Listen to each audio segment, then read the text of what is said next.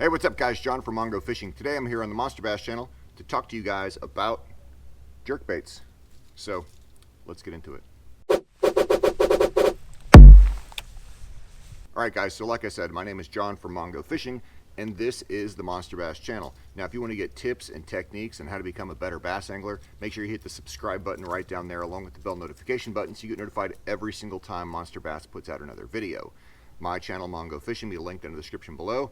My channel is not much for tips and techniques. It's primarily tournament footage. Now, whether I do well or if I suck, I still put the video out. I feel like people can still learn from the goods and the bads. Michael Jordan once said, the key to success is failure. So, again, I believe in putting out the good stuff along with the bad stuff so you guys can help grow and become better bass anglers. So if that's something that interests you, again, check my channel out down in the description.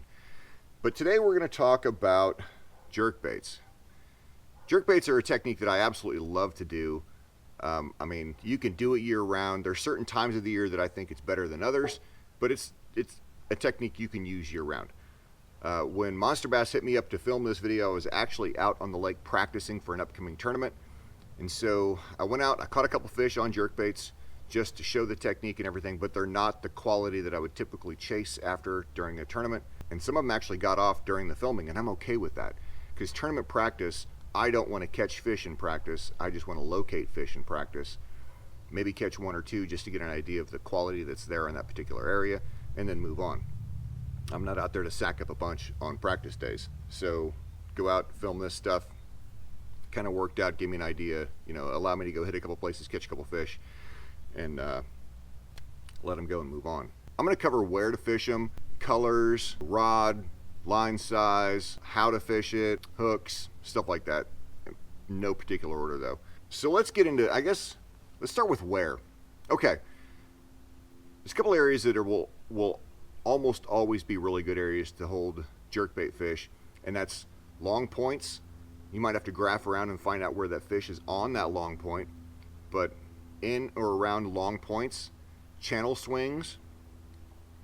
This time of year, you might have fish that are stacking up on points that lead into a, or even on a channel swing that lead into like a spawning cove. So it's again another really good area. It's a staging area.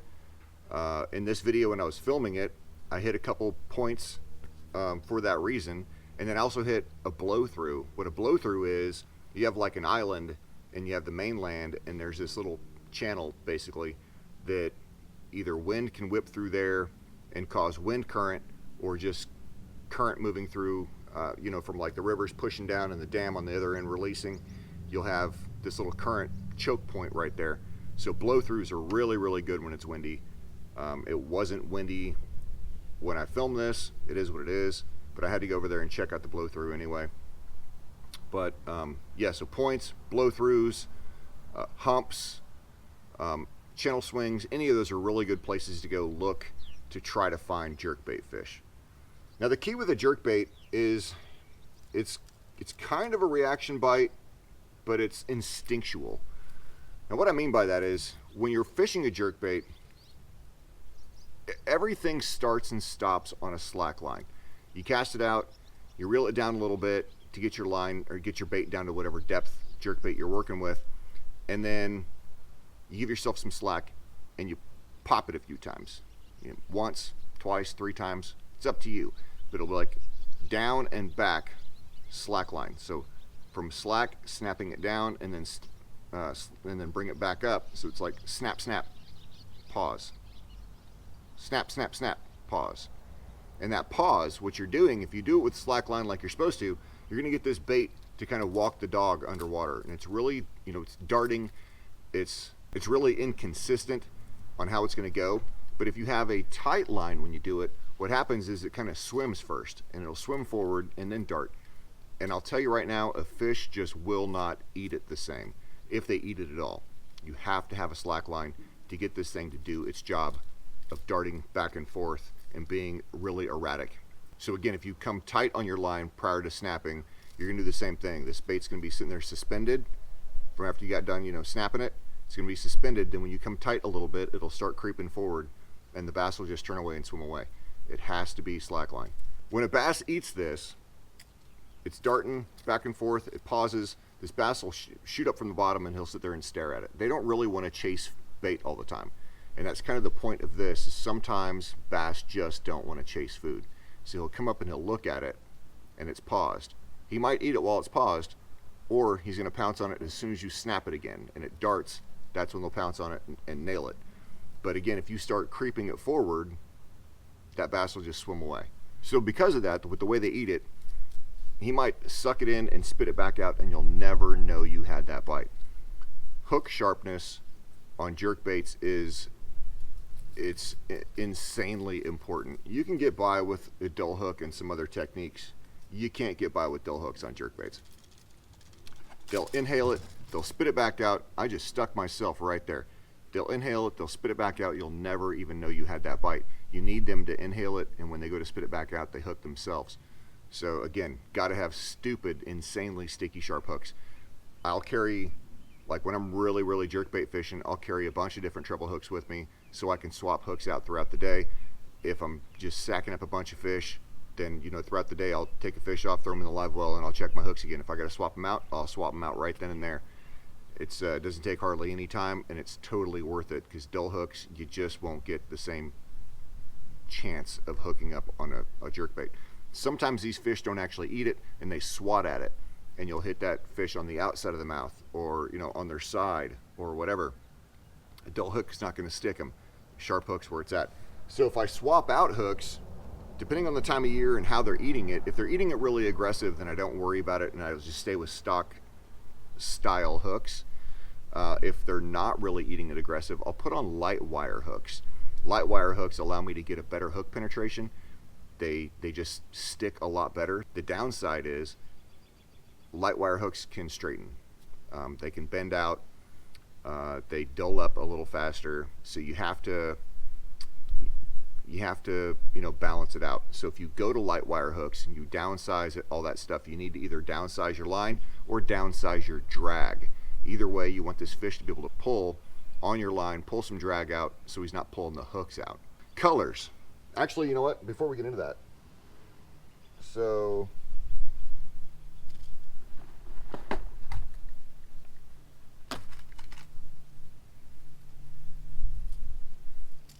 this bait has stock hooks.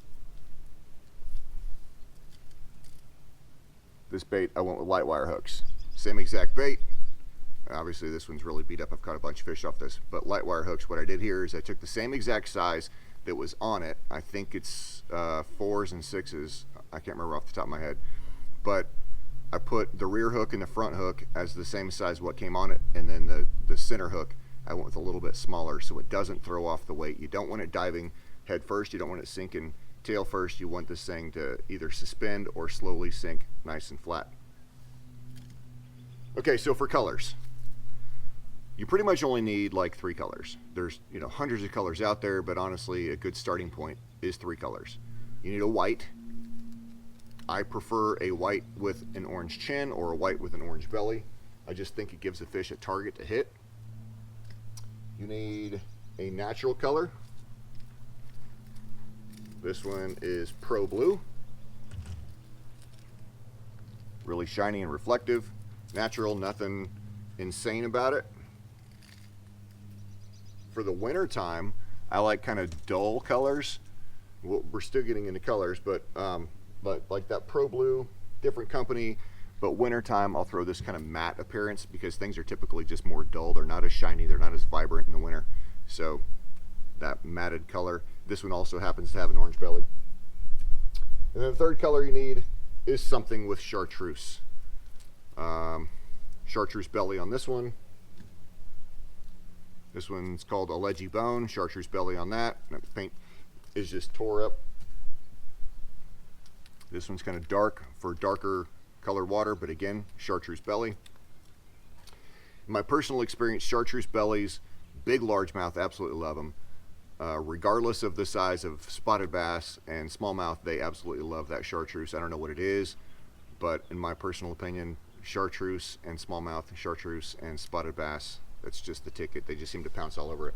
But that Pro Blue is also a really good color pretty much everywhere, or the white, that pearl. All right, so rods. You don't necessarily need a technique specific jerkbait rod. I do have a specific jerkbait rod because I do a lot of jerkbait fishing, but like I said, I was in tournament practice when this video was asked of me, so my jerkbait rod actually has a swim bait tied to it. I grabbed this Denali ATAX, which is a 2-power rod, so it's still pretty light, pretty soft. It's my backup crankbait rod. If you watched my Monster Bass crankbait video last month, then you know, I talked about this rod back then. But it's Denali ATAX. It's a all-purpose rod, medium fast. It's really, really tippy.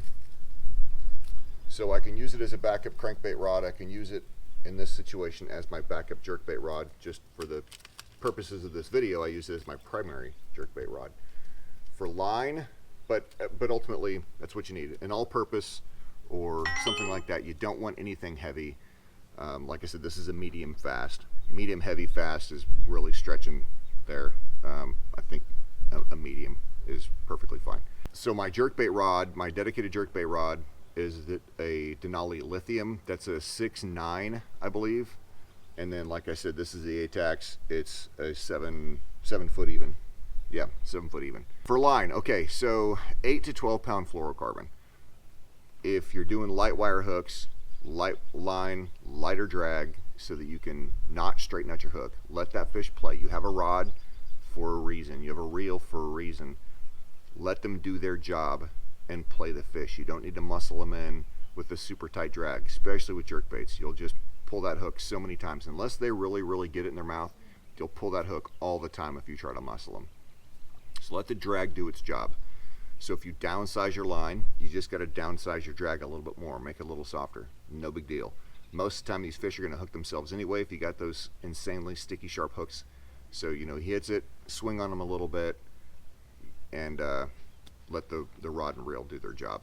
Again, so 8 to 12 pound fluoro. I prefer fluoro over mono because fluoro sinks. Mono floats. Mono does have a little bit of stretch in it. That can be good. It can help you fight the fish a little bit better. However, you're not going to get the same depth out of your jerkbait. Fluoro is a little more clear. Fluoro is a little more stiff.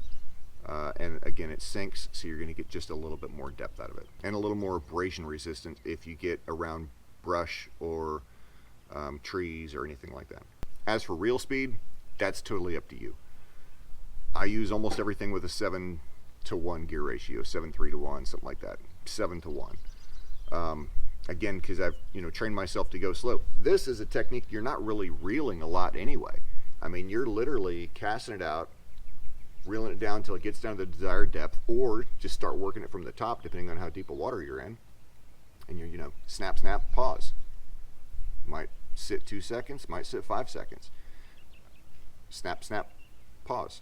Snap, snap, snap, pause. So that when you're doing that, you're just reeling in a little bit. While you're doing that pause, I mean, you're taking in just inches. You're not taking in lots and lots and lots of line by doing this. You're taking up just a foot or two, and then snap, snap, pause. Kind of regain some of that slack, not all of it. Snap, pause. Let's throw in a couple clips of catches here and there, and I think a fish or two that I lost also, because again, tournament practice, I don't care if I catch them, I'm just trying to locate them.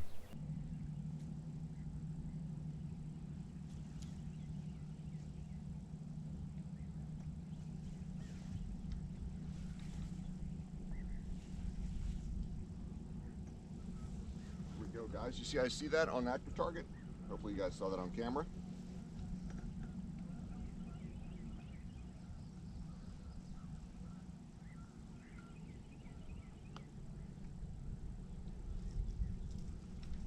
Pulled off, but that's okay because I'm practicing anyway. So it's okay for me to get the bite and not catch the fish.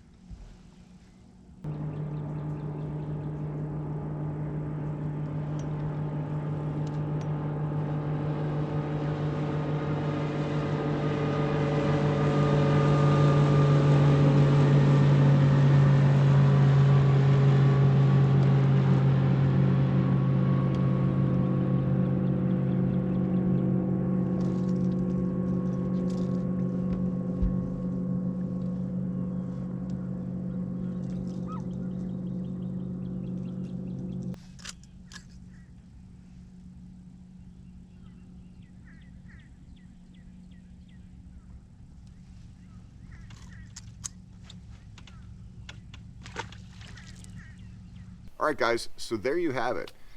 Jerk baits in a nutshell. Again, bass don't always want to chase bait. This is instinctual. They come up, they see this dying food, and they just got to eat it. I've caught so many fish that don't really seem to be hungry, suspended fish, just because they can't really seem to resist it. And I've also had some really cool bites where they just come up off the bottom. You didn't even know they were there. You can see them on live scope or active target, and they just shoot straight up from the bottom and smoke that thing and then shoot straight back down. He's not chasing bait, he's just ambushed it. So anyway, guys, hopefully you guys enjoyed the video. If you're not subscribed to the Monster Bass channel, again, hit that subscribe button right down there along with the bell notification button so you get notified every single time Monster Bass puts out another video. My channel, Mongo Fishing, linked in the description below. I'd dig it if you came over and checked me out too. As always, guys, get out of the water, be safe, and go catch a monster bass.